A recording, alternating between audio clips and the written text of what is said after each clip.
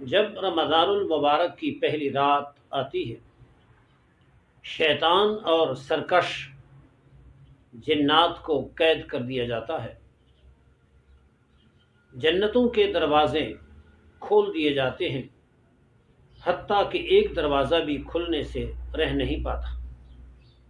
دوزخ کے دروازے بند کر دیے جاتے ہیں، حتیٰ کہ ایک دروازہ بھی بند کرنے سے رہ نہیں جاتا، اور آواز دینے والا آواز دیتا ہے، یا باغی الخیر اقبل، اے خیر کے طالب آگے آ، ویا باغی الشر اقصر، اور اے شر کے طلبگار رک جا، گناہوں سے باز آ جا۔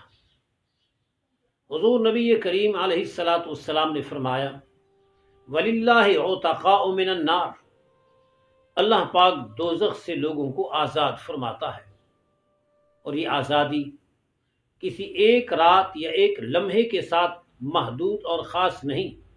فرمایا وَذَلِكَ كُلُّ لَيْلَةٍ، اور یہ ہر رات سلسلہ جہنم سے آزادی کا لگا رہتا ہے۔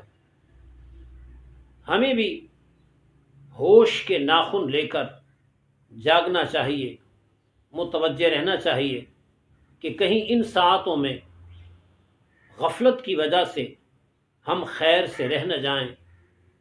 اللہ کریم ہم سب کا حامی و ناصر ہو۔